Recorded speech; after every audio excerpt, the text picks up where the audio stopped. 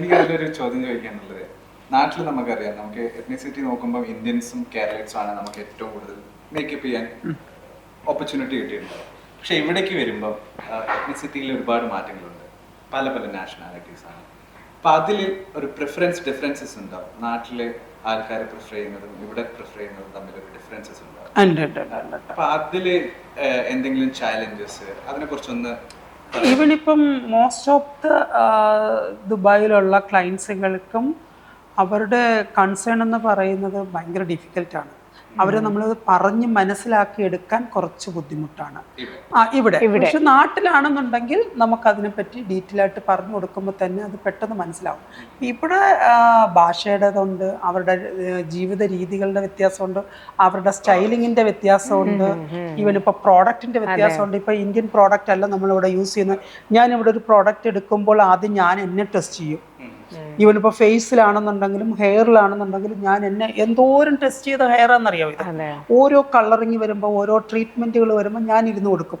എന്തെങ്കിലും പ്രോബ്ലംസുകൾ വരുന്നെങ്കിൽ അത് എനിക്ക് വരട്ടെ, ഞാനത് ഫേസ് ചെയ്താൽ മതിയല്ലോ. ഞാനൊരു കസ്റ്റമറിൽ ഞാൻ ഇതുവരെ ഒന്നും ട്രൈ ചെയ്യാൻ പോയിട്ടില്ല, ഒരിക്കലും അങ്ങനെ ചെയ്തില്ല. ഇവൻ ഹെയർ കളർ ആണെന്നുണ്ടെങ്കിലും, ഇവൻ പെഡിക്യൂർ സെഷൻ ആണെന്നുണ്ടെങ്കിലും, ഫേഷ്യൽ ട്രീറ്റ്മെൻറ്റ് ആണെങ്കിലും, എന്താണെങ്കിലും ഞാനാണ് അത് ഫസ്റ്റ് ടെസ്റ്റ് ചെയ്യുന്നത്. അപ്പോൾ ഇവിടെ വരുന്ന ഓരോ കസ്റ്റമേഴ്സിൻ്റെയും കൺസേൺ എന്താണെന്ന് ചോദിച്ചറിഞ്ഞ് അതിലേക്ക് ഇറങ്ങി ചെല്ലുകയാണ്. അപ്പോൾ എനിക്ക് സ്റ്റഡി ചെയ്യണം.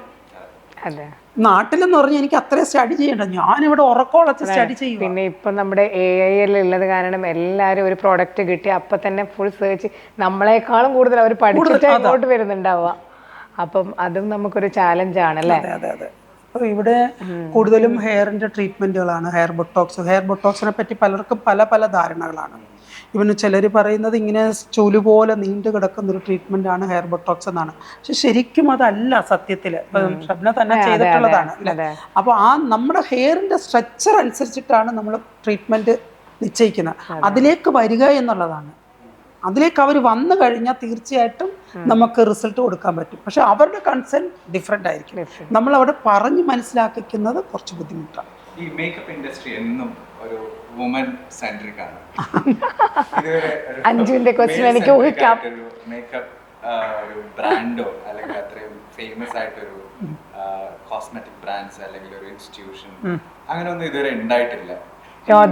പൊതുവെ ഈ ബ്യൂട്ടി കോൺഷ്യസ് അല്ലാത്തത് കൊണ്ടാണോ അതോ ഫീമെയിൽസ് ഒരുപാട് കോമ്പീറ്റ് ചെയ്യാൻ ശ്രമിക്കുന്നതാണോ? ആരാ ബ്യൂട്ടി കോൺഷ്യസ് അല്ലാത്തത്? ഐ തിങ്ക് എനിക്ക് തോന്നുന്ന ഇന്ന് മോസ്റ്റ് ഓഫ് ദ പീപ്പിൾസിൻ്റെ ഇടയിലും ഗേൾസിനേക്കാൾ ഉപരി ബോയ്സിനാണ് ബ്യൂട്ടി കോൺഷ്യസ്. പക്ഷെ അവർക്ക് എക്സ്പ്രസ് ചെയ്യാൻ ഭയങ്കര മടിയാണ്. മനസ്സിലായോ? അവർക്ക് ഭയങ്കര മടിയാണ്. ആ ക്വസ്റ്റ്യൻ നമുക്ക് അഞ്ജുവിനോട് തന്നെ ചോദിച്ചാലോ, എന്തുകൊണ്ട് അങ്ങനെ എക്സ്പ്രസ് ചെയ്യാനുള്ള മടി? ഞാൻ കുറച്ച് പ്രോഡക്റ്റ് യൂസ് ചെയ്യുന്ന ഒരാളാണ്. അല്ല, സെൽഫായിട്ട് അത് സീക്രട്ടായിട്ട് ചെയ്യാനല്ലേ ഇല്ലേ? അതെനിക്കറിയാം. ബിക്കോസ് എൻ്റെ ഫ്രണ്ടിനും അതുപോലെ തന്നെയാണ്. നമ്മൾ എന്തെങ്കിലും സാധനം വാങ്ങിച്ചു കൊടുക്കുമ്പോൾ നോ നോ നോ നോ എന്ന് പറയും. പക്ഷേ അത് അറിയാണ്ട് അത് വാങ്ങിക്കുകയും ചെയ്യും, സീക്രട്ടായിട്ട് കൊണ്ടുപോയി ഉപയോഗിക്കുകയും ചെയ്യുന്ന അതാണ്. അപ്പോൾ അങ്ങനെ വെച്ച് നോക്കുമ്പം ബോയ്സിന് ഭയങ്കര കോൺഷ്യസാണ്. ഇതൊരാൾ അറിഞ്ഞാൽ അവർ എന്നെ കളിയാക്കുമോ, ഞാൻ ഭയങ്കര ബ്യൂട്ടി കോൺഷ്യസ്, ആണുങ്ങൾ കുറച്ച് റഫായിട്ട് നടക്കേണ്ടതല്ലേ എന്ന് അവരുടെ ഉള്ളിൽ നിറച്ച് വെച്ചിരിക്കുന്നത് കൊണ്ടാണ്. സത്യത്തിൽ ഇവരെല്ലാം ഈക്വലായിട്ട് നടക്കുന്നുണ്ട്. ബിസിനസ് ഓപ്പർച്യൂണിറ്റി കാണുന്നുണ്ടോ? പിന്നെ തീർച്ചയായിട്ടും ജെൻസിന് വേണ്ട ഒരു നല്ല അടിപൊളി സലോൺ ഇവിടെ വരും. ദുബായിൽ അഞ്ജുവിന് ഇവിടെ വന്നിട്ട് മേക്കപ്പ് ചെയ്യാൻ പറ്റും, ഉറപ്പ് തന്നു ഇന്ന് തന്നെ. തീർച്ചയായിട്ടും ഉണ്ടാവും. അതെ. പിന്നെ വേറൊരു കാര്യം കൂടെ ചോദിക്കാനെന്ന് വെച്ചാൽ, എൻ്റെ ഫ്രണ്ട്സ് ഒത്തിരി, ഞാനിവിടെ നിങ്ങളുടെ കൂടെയുള്ള ഫോട്ടോസ് എല്ലാം സ്റ്റാറ്റസ് ഇടുമ്പം ഒത്തിരി പേര് എന്നോട് ചോദിക്കും, സബ്ന ഭയങ്കര എക്സ്പെൻസീവ് അല്ലേ, നമ്മൾ സെലിബ്രിറ്റി മേക്കപ്പ് ആർട്ടിസ്റ്റിൻ്റെ അടുത്തെല്ലാം പോയി ചെയ്യുമ്പോൾ ഭയങ്കര എക്സ്പെൻസീവാണ്, നമുക്കത് എഫേർട്ട് ചെയ്യാൻ പറ്റുമോ? അതുകൊണ്ട് നീ ഓഫറുകളൊക്കെ എനിക്ക് അയച്ചു തന്നു, പക്ഷേ എനിക്കൊരു മടി പോവാൻ, നമ്മളവിടെ പോയിട്ട് അത്രയും പൈസ ആവില്ലേ എന്നൊരു ധാരണയിൽ വരാമെന്ന് പറഞ്ഞിട്ട് ഇങ്ങനെ മടിച്ചു നിൽക്കുന്ന ഒത്തിരി പേരുണ്ട്. അപ്പോൾ അവരോട് പിന്നെ ഞാൻ പറഞ്ഞു കൊടുത്തു, ഇങ്ങനെ അങ്ങനെയൊന്നും അല്ല, ഓഫറും കാര്യങ്ങളുണ്ട്, നല്ല പ്രോഡക്റ്റാണ്, നമുക്ക് അത്രയും ഭയങ്കര ഹൈ പ്രൈസ് ഒന്നും അല്ല എന്നൊക്കെ പറഞ്ഞു കൊടുത്തു. പക്ഷെ എന്നാലും രഞ്ജു അമ്മയുടെ വായുന്നതിന് അവർ കേൾക്കട്ടെ. ഞാൻ പറയുന്നതിനേക്കാൾ ഉപരി എന്നെ സംബന്ധിച്ച് ഞാൻ ആദ്യമേ തന്നെ പറഞ്ഞു, ഇവനിപ്പോൾ ഒരു കസ്റ്റമർ വന്നാൽ അല്ലെങ്കിൽ ഒരു ക്ലയൻറ്റ് വന്നാൽ അവരുടെ ഹാപ്പിനെസ്സാണ് നമ്മുടെ ഏറ്റവും വലിയ സന്തോഷം എന്ന് പറയുന്നത്. നാളെ മറ്റൊരാളുടെ അടുത്ത് പോയിട്ട് മോശമായിട്ട് പറഞ്ഞു കഴിഞ്ഞാൽ എൻ്റെ പ്രൊഫൈലാണ് ഇല്ലാണ്ടാവുന്നത്, എൻ്റെ പ്രൊഫഷൻ ഉണ്ടാവുമായിരിക്കും. എൻ്റെ പ്രൊഫൈല് എപ്പോഴും ഇങ്ങനെ തന്നെ നിൽക്കും. എൻ്റെ പ്രൊഫൈൽ എനിക്ക് എപ്പോഴും ഹൈയിലേക്ക് കൊണ്ടുപോകാനല്ല ഞാൻ ശ്രമിക്കുന്നത്. അപ്പോൾ ഞാൻ മാക്സിമം കോംപ്രമൈസ് ചെയ്യുന്ന ഒരാളാണ്. ടു ബി വെരി ഓണസ്റ്റ്, ഷബ്നയ്ക്ക് തന്നെ പറയാം ഇവിടുത്തെ റേറ്റ് എന്താണെന്നും ഒക്കെ നന്നായിട്ട് അറിയാവുന്ന ഒരാളാണ്. ദെൻ നമ്മൾ പണത്തിന് വേണ്ടിയിട്ടില്ല എന്ന് വെച്ചാൽ ഈ പണം വേണ്ടത് ഇത്രയും വലിയൊരു ബിൽഡിങ്, ഇലക്ട്രിസിറ്റി ചാർജ്, സ്റ്റാഫുകളുടെ സാലറി എല്ലാം കൂടി കണക്കൂട്ടപ്പോൾ ഉണ്ട്. പക്ഷേ നമ്മൾ അതിനേക്കാൾ ഉപരി നമുക്ക് വരുന്ന കസ്റ്റമേഴ്സിൻ്റെ സാറ്റിസ്ഫാക്ഷനാണ് നമ്മൾ നോക്കുന്നത്. ശരിക്കും കസ്റ്റമറിൻ്റെ സാറ്റിസ്ഫാക്ഷൻ. ഞാൻ പല പാർലറുകളിൽ പോയിട്ടുണ്ട്, പക്ഷേ ഇവിടെ വന്നപ്പോൾ എനിക്ക് നല്ല എന്താ പറയുക, നല്ല പ്രോഡക്റ്റാണ് ഇവിടുത്തെ. അതാണ് ഏറ്റവും നമ്മൾ നോക്കേണ്ടത്. അത് പൈസ ഭയങ്കര ഹൈ അല്ല, സാധാരണക്കാരായ നമ്മളെ പോലത്തെ ആൾക്കാർക്കൊക്കെ, ഞാനും ഭയങ്കര ഹൈഫൈയുള്ള ആളൊന്നുമല്ല, സാധാരണ ഡെയിലുള്ള ആൾക്കാർ തന്നെയാണ്. അപ്പോൾ നമുക്ക് യൂസ് ചെയ്യാൻ പറ്റുന്ന രീതിയിലുള്ള പ്രൈസിങ് ആണ് ഇവിടെ ഉള്ളത് അല്ലേ? എനിക്കൊരു കോൺട്രവേഴ്ഷ്യൽ ആയിട്ടുള്ളൊരു ക്വസ്റ്റ്യൻ ചോദിക്കാനുണ്ട്. കോൺട്രവേഴ്സി ആണോ ഇല്ലയോ എന്നുള്ള കാര്യം എനിക്കറിയില്ല. ഞാൻ ശ്രദ്ധിച്ചിടത്തോളം രഞ്ജു പൊതുസമൂഹത്തിൽ നടക്കുന്ന എല്ലാ കാര്യത്തിലും ഒരു സ്റ്റേൺ ആയിട്ടുള്ളൊരു അഭിപ്രായം പറയാൻ മടിക്കാത്തൊരു വ്യക്തിയാണ്. എല്ലാ കാര്യത്തിലും തൻ്റെതായ ഒരു അഭിപ്രായം എപ്പോഴും പറയാം. ഹേമ കമ്മിറ്റിയുടെ കാര്യം രഞ്ജു മുന്നേ സൂചിപ്പിച്ചിട്ടുണ്ടായിരുന്നു, ഇതൊന്നും നടക്കാൻ പോകുന്നില്ല, this is all just going to be പുകമറ, അത്രേ ഉള്ളൂ. സോ അതെന്തുകൊണ്ടാണ് ഒരു മുൻകൂട്ടി അങ്ങനെ ഒരു ഒരു അഭിപ്രായം പറയാൻ, അങ്ങനെ ഒരു സോഷ്യൽ മീഡിയയിലൂടെ എല്ലാവരും വിളിച്ചു പറയാനുള്ള കാരണം? ഇതുപോലുള്ള അനുഭവങ്ങൾ ഈ ഹേമ കമ്മിറ്റിക്ക് മുമ്പേ നടന്നിട്ടുള്ളതാണ്. ഹേമ കമ്മിറ്റി ഇപ്പോൾ എനിക്ക് തോന്നുന്നു 5 വർഷം കണ്ടല്ല ആയിട്ടുള്ളത്. 5 വർഷങ്ങൾക്ക് മുമ്പേ ഇതുപോലുള്ള പരാതികൾ ഒരുപാട് ഉന്നയിക്കപ്പെട്ടിട്ടുള്ള ഒരു ഇൻഡസ്ട്രിയാണ് ഫിലിം ഇൻഡസ്ട്രി. എനിക്ക് വളരെ പേഴ്സണലായിട്ട് അറിയാവുന്ന പലരും എന്നോട് തന്നെ ഡിസ്കസ് ചെയ്തിട്ടുള്ള കാര്യങ്ങളാണ്. അപ്പോൾ ഈ ഹേമ കമ്മിറ്റി രൂപീകരിച്ചപ്പോൾ ഒരു സ്ത്രീ എന്ന നിലയിൽ ഞാനും ആഗ്രഹിച്ചു അതിനൊരു വഴി ഉണ്ടാകുമെന്ന്. പക്ഷേ ടു ബി വെരി ഓണസ്റ്റ് എനിക്കറിയാമായിരുന്നു ഇതെങ്ങും എത്താൻ പോകുന്നില്ല. ഒന്നും ഇവിടെയും നമുക്കത് ആ ഒരു ഏരിയയിലേക്ക് നമുക്ക് ടച്ച് ചെയ്യാനേ പറ്റില്ല എന്നാണോ? ടച്ച് ചെയ്യാൻ പറ്റില്ല എന്നുള്ളതല്ല, ഇതെല്ലാം ഇത് ഒരു ഫിലിം ഇൻഡസ്ട്രിയാണ്. ഇവനിപ്പോ ഒരു പക്ക ഗ്ലാമറിന്റെ ലോകമാണ്, സാമ്പത്തിക വരുമാനം കൂടുതലുള്ള ലോകമാണ്. യുനോ സാധാരണ ഒരു ടീച്ചറിനോ അല്ലെങ്കിൽ ഒരു മറ്റൊരു പ്രൊഫഷനിൽ ഇരിക്കുന്നവർക്കോ കിട്ടുന്ന തരം സാമ്പത്തികമല്ല സിനിമാ മേഖലയിൽ കിട്ടുന്നത്. ആ ഹ്യൂജ് ആയിട്ടുള്ള എമൗണ്ട് ആണ്. ഒരു സിനിമ, ഒരു ഉദ്ഘാടനം, ഒരു പരസ്യം, ഇങ്ങനെ പോവുകയാണ് അവരുടെ കാൽക്കുലേഷൻസ്. അപ്പൊ ഇത്തരം കമ്മിറ്റികൾ രൂപീകരിച്ച് ഇത്തരം സ്വയം ബലിയാടായി കഴിഞ്ഞാൽ നമ്മളുടെ പ്രൊഫൈല് താന്നു പോവുകയാണ് ചെയ്യുന്നതെന്ന് ഇവർ റിയലൈസ് ചെയ്തു തുടങ്ങി. അപ്പോൾ ഈ ഒച്ച എടുക്കുന്നതിനകത്ത് വലിയ അർത്ഥമില്ല. ഞാൻ പിടിച്ച മുയലിൻ്റെ എണ്ണം ഞാൻ തന്നെ സ്വയം കുറയ്ക്കുക എന്നുള്ളത് മാത്രമേ ഇതിനകത്തുള്ള ഒരു പോംവഴിയായിട്ട് ഞാൻ കാണുന്നുള്ളൂ. കാരണം ഇപ്പം വരുന്ന ട്രീറ്റ്മെൻറ്റുകൾക്ക്, സ്കിൻ കെയർ, ഹെയർ കെയർ ട്രീറ്റ്മെൻറ്റുകൾക്കെല്ലാം വരുന്ന അതുപോലും ചിലവാക്കാനുള്ള വരുമാനം വരുന്ന ഒരിടവാണ് ഫിലിം ഇൻഡസ്ട്രി. ഇനിയിപ്പം നാളെ എന്നെ എന്ത് പറഞ്ഞാലും ശരി, ഐ ഡോണ്ട് കെയർ. എനിക്ക് പറയാനുള്ള ഒരു കാര്യം ഇതാണ്, ഇതെങ്ങും എത്താൻ പോകുന്നില്ല. ഹേമ കമ്മിറ്റി ഇല്ല, ക്ഷേമ കമ്മിറ്റി ഇല്ല. അവർക്ക് ജോലി ചെയ്യണമെങ്കിൽ പോയി ജോലി ചെയ്യാം. എന്താണ് അവിടെ നടക്കുന്നതെന്ന് മിണ്ടാണ്ടിരിക്കുക, ജോലി ചെയ്യുക. ആവശ്യമുള്ളവർക്ക് ലാവിഷായിട്ട് എക്സ്പ്ലോർ ചെയ്യാം, പൈസ വാങ്ങിക്കാം, പോകാം, തിരിച്ചു വരാം. അത്രയും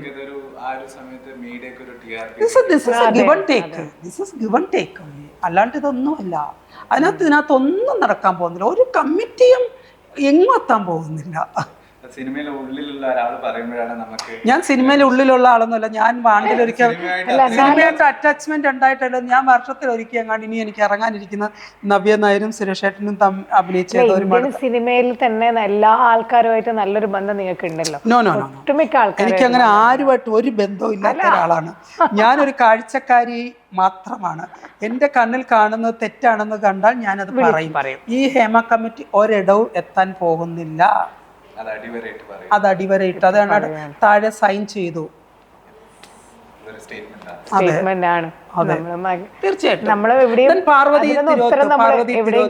ഇപ്പൊ ചോദിച്ച ഒരു ചോദ്യം വളരെ എനിക്ക് ഭയങ്കര ഒരു എന്താ പറയാ, അവൾക്ക് അത്രയെങ്കിലും ചോദിക്കാൻ തോന്നിയല്ലോ. അവൾ ഉയർത്തിയ ശബ്ദം നിലയ്ക്കുന്ന തരത്തിലുള്ള ഒരു അടിക്കുറിപ്പ് വരികയാണ് ചെയ്യുന്നത്. അറ്റ്ലീസ്റ്റ് അവളെങ്കിലും ശബ്ദം ഉയർത്തി എവിടം വരെ എത്തിയെന്ന് ചോദിക്കാനെങ്കിലും തോന്നി. നമ്മൾ ഇത്ര നേരം കുറച്ച് അകത്തി ചോദിച്ചു, എന്നാലും കുറച്ച് സീരിയസ് ആയിട്ടും കുറച്ച് പേഴ്സണൽ ആയിട്ടുള്ള കാര്യങ്ങൾക്കൊക്കെ രഞ്ജു മാം ആൻസർ പറഞ്ഞു. ഇതൊക്കെ വിട്ട് നമുക്കൊന്ന് കുറച്ചൊരു ഫണ്ണി സെഷൻ ആയിട്ട് ഒരു റാപ്പിഡ് ഫയർ ആയാലും ഓക്കെ അല്ലേ? ഓക്കെ, ഫസ്റ്റ് ക്വസ്റ്റ്യൻ ഞാൻ ചോദിക്കും. പെട്ടെന്ന് ഇന്നൊരു ദിവസം അല്ലെങ്കിൽ നാളെ ഇൻവിസിബിൾ ആവാനുള്ള ഒരു പവർ കിട്ടിയെന്ന് വെച്ചു, അപ്പൊ ആദ്യം ചെയ്യാൻ പോകുന്ന കാര്യം എന്തായിരിക്കും? ഞാൻ പെട്ടെന്ന് നാട്ടിൽ പോകും. അതിപ്പോ വേണമെങ്കിൽ ചെയ്യാതെ. അല്ല, അത് ഫ്ലൈറ്റ് എടുത്ത് പോകണ്ടേ? ഇൻവിസിബിൾ ആയിട്ട് പോകണമെന്ന് തോന്നിയാൽ ഞാൻ പെട്ടെന്ന് നാട്ടിൽ പോയിട്ട് എൻ്റെ ഫ്രണ്ടിന്റെ കൂടെ ഞാനൊരു നൈറ്റ് ഡ്രൈവ് പോകും, പോയിട്ട് തിരിച്ചു വരും. ആ ഫ്രണ്ട്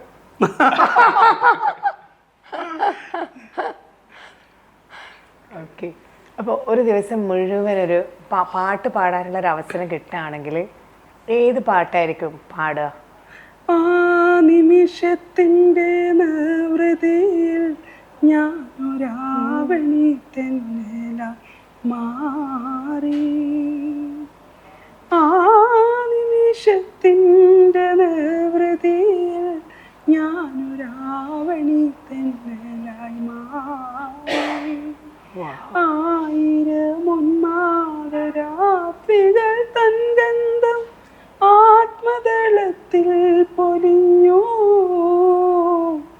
ആത്മതലത്തിൽ പൊലിഞ്ഞു. ഇപ്പോഴും അതിലാ തന്നെ.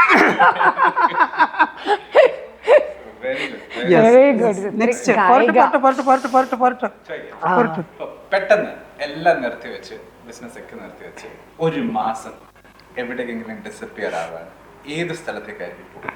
പെട്ടെന്ന് പറയാം. ടൈം എടുക്കുന്നു. റാപ്പിഡ് ക്വസ്റ്റ്യൻ ആണ്. ഞങ്ങൾ പ്ലാൻ ചെയ്ത ഒരു സ്ഥലമുണ്ട്, അപ്പൊ അവിടെ പോകാനായിട്ട് സ്ഥലം പറഞ്ഞാൽ ചിലപ്പം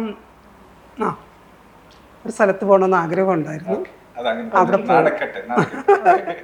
ഇപ്പൊ ലാസ്റ്റ് റീസെന്റ് ആയിട്ട് എന്താ ഒരു ബോൾഡ് ഡിസിഷൻ എടുക്കേണ്ടി വന്നിട്ടുണ്ടോ? അതെന്താ? ആരുടെയും പുറകെ പോയി ബുദ്ധിമുട്ടിപ്പിക്കാതിരിക്കുക. എന്നെ വേണമെന്ന് തോന്നുന്നവർ എന്റെ അടുത്തേക്ക് വരട്ടെ, ഞാനായിട്ട് അങ്ങോട്ട് പോകില്ല. ഇതിപ്പോ എന്ത് പറഞ്ഞാലും അവിടേക്കാ പോകുന്നത്. അടുത്ത ജന്മത്തിൽ ഇനി ഒരു ജന്മം ഉണ്ടെങ്കിൽ അത് മേക്കപ്പ് ആർട്ടിസ്റ്റ് ആയിട്ട് ജനിക്കാനാണോ ഇഷ്ടം, അതായത് ആ പ്രൊഫഷൻ കണ്ടിന്യൂ ചെയ്യാനാണോ ഇഷ്ടം, അതോ വേറൊരു പ്രൊഫഷൻ ചൂസ് ചെയ്യാനുള്ള? നോ, എനിക്കൊരു ബിസിനസ് വുമൺ ആയിട്ട് തന്നെ ജീവിക്കാനാണ്. Business woman. ഇപ്പം രഞ്ജുവിനൊരു മേക്കപ്പ് കിറ്റില് ഒരു ഐറ്റം മാത്രം എടുത്ത് ഒരു മേക്കപ്പ് ചെയ്യണമെന്ന് പറഞ്ഞാൽ അതെന്തായിരിക്കും എടുക്കുക? മേക്കപ്പ് ചെയ്യുക എന്നുള്ളതല്ല, എൻ്റെ ബാഗിൽ എപ്പോഴും ഞാൻ സൂക്ഷിക്കുന്ന ഒരു കാര്യം ഇപ്പം റീസെൻ്റ്ലി കുറച്ച് നാളുകളായിട്ട് കൊളാജിൻ സ്പ്രേ ആണ്. ഓ, പിന്നെ ഈ സൗന്ദര്യത്തിൻ്റെ രഹസ്യം റാപ്പിഡിൽ പറയാൻ പറ്റില്ല, ഒരു ക്രിസ്പായിട്ട് പറയൂ. എൻ്റെ ദൈവമേ, ഇതിനകത്ത് എനിക്ക് എന്തായാലും പൊങ്കാല വരും. കമന്റ് ബോക്സിനകത്ത് നിറച്ചുണ്ടാവും സൗന്ദര്യം. ഇപ്പം ഞാൻ കണ്ടു ജോ ലൈൻ ഒക്കെ കറക്റ്റ് ചെയ്തു. അപ്പം അത് ഭംഗിയായിട്ടുണ്ട്. അതേപോലെ വേറെ എന്തെങ്കിലും കോസ്മെറ്റിക് ട്രീറ്റ്മെന്റ് ഫേസിന് വേണ്ടി? അല്ലല്ല, എൻ്റെ സൗന്ദര്യം എന്നതിനേക്കാൾ ഉപരി ഇറ്റ് ഈസ് മൈ കോൺഫിഡൻസ്. എനിക്ക് പുറത്ത് പോകുമ്പോൾ ഞാൻ കോൺഫിഡൻ്റ് ആയിട്ട് ഇരിക്കണമെന്നുണ്ടെങ്കിൽ എന്നിലുള്ള എന്തൊക്കെ എനിക്ക് കുറയ്ക്കണം കൂട്ടണം എന്നുള്ളൊരു ചിന്താഗതി ഉള്ളൊരു വ്യക്തിയാണ് ഞാൻ. ഇവനിപ്പോൾ എൻ്റെ ഒരു ട്രാൻസ്ഫോർമേഷൻ എന്ന് പറഞ്ഞാൽ എല്ലാവർക്കും അറിയാവുന്നതാണ്. It's from Anjana doctor, skin secret. Anjana ഡോക്ടറിൻ്റെ അടുത്ത് നിന്നാണ് എനിക്ക് ഞാനെന്ന് പറയുന്ന ഒരു ട്രാൻസ്ഫോർമേഷൻ എനിക്ക് റീഫില്ല് ചെയ്യാൻ കഴിഞ്ഞത്. ടു ബി വെരി ഓണസ്റ്റ്, എനിക്ക് കുറച്ച് ഫാറ്റ് ഉണ്ടായിരുന്നു, ഫേസിൽ നല്ല ഫാറ്റ് ഉണ്ടായിരുന്നു. ആ ഫാറ്റ് റെഡ്യൂസ് ചെയ്യണമെങ്കിൽ ജോ ലൈൻ കറക്റ്റ് ചെയ്യണമായിരുന്നു. ഞാൻ ജോ ലൈൻ കറക്റ്റ് ചെയ്ത് എൻ്റെ അപ്പർ ലിപ്പ് കുറച്ച് നാരോ ആയിരുന്നു, അത് ഞാൻ കുറച്ചും കൂടി ലിഫ്റ്റ് ചെയ്തു. അതർവൈസ് ഞാൻ ഒരു ബ്യൂട്ടി സർജറികളും ചെയ്തിട്ടില്ല. നോ സർജറി ചെയ്തിട്ടില്ല, ലിപ് സർജറി ചെയ്തിട്ടില്ല, വേറെ ഫോർഹെഡിൻ്റെ സർജറി, അങ്ങനെയുള്ള ഒരു സർജറികളും ചെയ്തിട്ടില്ല. ഈ കാര്യങ്ങൾ എൻ്റെ ജോ ലൈൻ ഞാൻ റീഫില്ല് ചെയ്തു, കറക്റ്റ് ചെയ്തു, അപ്പർ ലിപ്പ് കറക്റ്റ് ചെയ്തു, അത്രേ ഉള്ളൂ. അതിനപ്പുറത്തേക്ക് പിന്നെ ഞാൻ എന്താ പറയുക, ഏറ്റവും നല്ല പ്രോഡക്റ്റ് സ്കിൻ കെയർ പ്രോഡക്റ്റുകൾ ഞാൻ യൂസ് ചെയ്യും. ജാപ്പാനീസ് ഗ്ലോ ഫേഷ്യൽ ചെയ്യും. എൻ്റെ അതിവിടെ ഓറയിൽ തന്നെ ചെയ്യുന്നതാണ്. ഒരു 20 ഡേയ്സ് കൂടുമ്പം ഞാൻ ആ ഫേഷ്യൽ ചെയ്യുന്നുണ്ട്. ആ ഒരു ഗ്ലോ, ഒരു നാച്ചുറൽ ഗ്ലോ ഇപ്പൊ പലരും പറയും പുട്ടി അടിച്ചു വന്നിരിക്കുവാണ് എന്ന് പറയും. നിങ്ങൾക്ക് വേണമെങ്കിൽ ടച്ച് ചെയ്ത് നോക്കാം. ഞാൻ ഒന്നും ചെയ്തിട്ടില്ല. ഇവനിപ്പോ ഞാൻ കണ്ണെഴുതിയിട്ടുണ്ട്. കുറെ നാളായിട്ട് ഞാൻ കണ്ണെഴുതാത്ത ആളാണ്. ഞാൻ ഈ അടുത്ത് കണ്ണെഴുതാൻ തുടങ്ങി.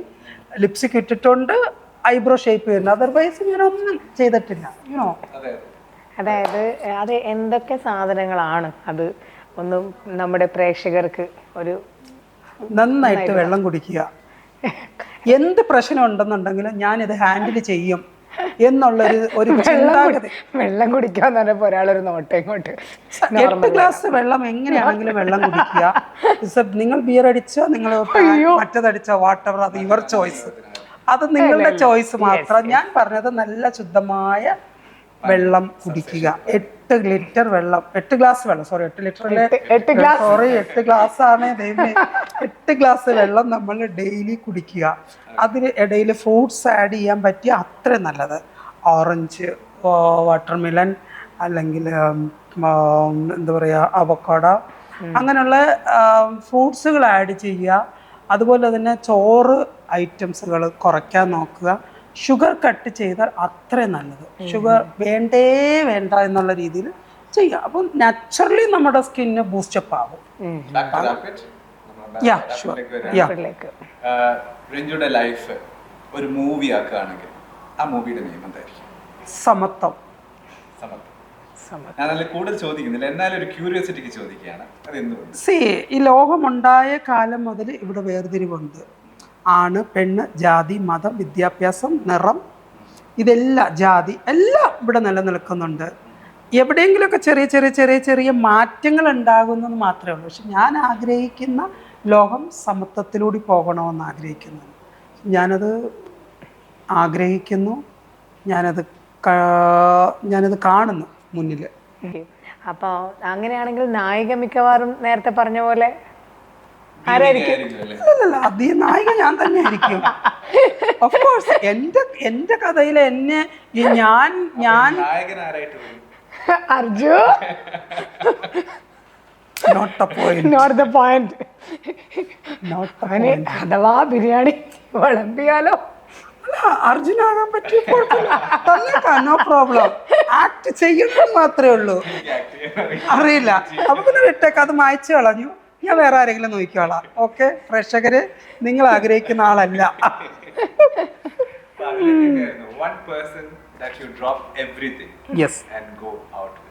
അങ്ങനെ ഒരാളുണ്ടെങ്കിൽ അയാളുടെ പേര് പറയാൻ ഉദ്ദേശിക്കുന്നുണ്ട്? No, sorry.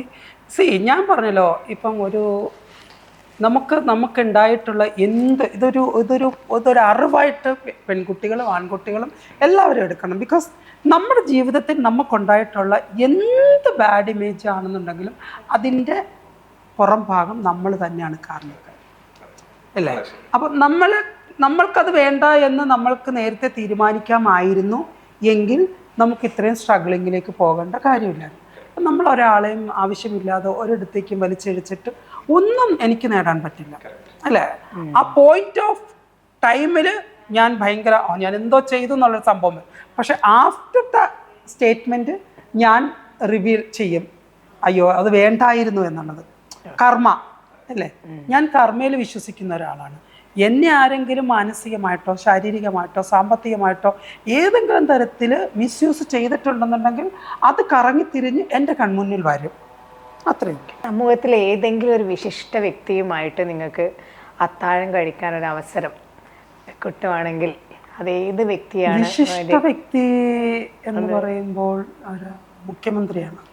ഏതോ വിശിഷ്ടം എന്ന് പറഞ്ഞാൽ എല്ലാവർക്കും വിശിഷ്ടമായി തോന്നുന്ന ഒരാള്, ഫേമസ് ആയിട്ടുള്ള ഒരു പേഴ്സൺ. അതെ, ആരെയായിരിക്കും? Of course Deepika. മിക്കവാറും നമ്മള് ഇംഗ്ലീഷ് ട്രാൻസ്ലേഷൻ എല്ലാത്തിനും ഇടണം. ദീപിക കണ്ടിട്ട് വരട്ടെ ഇങ്ങോട്ട്. അടുത്ത എമിറേറ്റ്സിന്റെ എന്താ പറയാ ടെർമിനൽ 3 വെച്ച് ഞങ്ങൾ മീറ്റ് ചെയ്യും. അല്ല, അങ്ങനെയാകുമ്പോ എനിക്കൊരു ഇന്റർവ്യൂവിന് എന്നെ വിളിക്കുക ദീപിക വന്നാല് ഉറപ്പായിട്ടും. ഓർമ്മയുണ്ടല്ലോ അർജുൻ? ഇൻഷാ അല്ലാഹ്. അത് ദൈവം എല്ലാത്തിനും അവസരം കൊടുക്കട്ടെ. ഇത് ലാസ്റ്റ് ക്വസ്റ്റ്യൻ ആണ്, ഐ പ്രോമിസ് യു. ഇപ്പം ലൈഫിൽ എന്തൊരു ആവശ്യം വന്നു കഴിഞ്ഞാൽ ഏത് രാത്രിയും വിളിച്ചു കഴിഞ്ഞാൽ കൂടെ നിൽക്കാൻ പറ്റിയോ ഒരു 3 ഫ്രണ്ട്സിന്റെ പേര് പറയാൻ പറ്റും? ഒത്തിരി ഫ്രണ്ട്സ് കാണുന്നുണ്ടാവും. ഫ്രണ്ട്സ് ഉണ്ട്, ഒരുപാട് ഫ്രണ്ട്സ് ഉണ്ട്. നമ്മുടെ ആവശ്യങ്ങൾക്ക് ക്ലോസ് 3 പേര്. So difficult.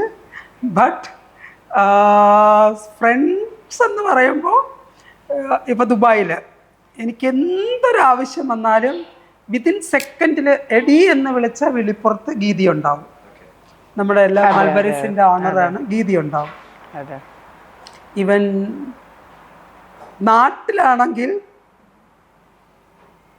എനിക്ക് എന്തൊരാവശ്യം വന്നാലും എന്നോടൊപ്പം കൂടെ ഉണ്ട്, വിഷമിക്കണ്ട എന്ന് പറയാനായിട്ടൊരു ഫ്രണ്ട്സ് ഗ്രൂപ്പുണ്ട്.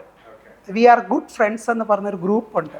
അതെനിക്ക് ഒറ്റ സിംഗിളായിട്ട് തന്നെ പറയാൻ പറ്റും. കാരണം എല്ലാവരും ഈക്വൽ മെൻറ്റാലിറ്റിയിൽ എന്നെ ട്രീറ്റ് ചെയ്യുന്നവർ. പിന്നെ ഒരു ഫ്രണ്ടിന്റെ പേര് എനിക്ക് പറയാൻ പറ്റില്ല. ആ ഫ്രണ്ട് അടുത്ത ഒരു ഇന്റർവ്യൂല് നമുക്ക് ആ പേഴ്സന്റെ പേര് കണ്ടെത്തി. ആ ഫ്രണ്ട് എൻ്റെ കൂടെ എപ്പോഴും എനി ടൈം ഏത് അർദ്ധരാത്രിയിലും ഞാൻ വിളിക്കാത്തതിനാണ് പരാതി. ഞാൻ എന്തുകൊണ്ട് വിളിച്ചില്ല, എന്തുകൊണ്ട് എന്നോട് പറഞ്ഞില്ല എന്ന് പരാതി പറയുന്ന ഒരു ഫ്രണ്ടാണ്. ഇവനിപ്പോൾ ഏറ്റവും സെറ്റ് എൻ്റെ എല്ലാ കാര്യങ്ങളും അറിയാവുന്ന ഒരു ഫ്രണ്ടാണ്. രഞ്ജുവുമായിട്ടുള്ള ഇന്നത്തെ വിശേഷം ഇവിടെ അവസാനിച്ചിരിക്കുകയാണ്. പുതിയ വിശേഷങ്ങളായി നമുക്ക് വീണ്ടും കാണാം. പ്രൊമൈൻസ് നിന്നും സബ്ന കൂടെ. Bye bye. ബൈ.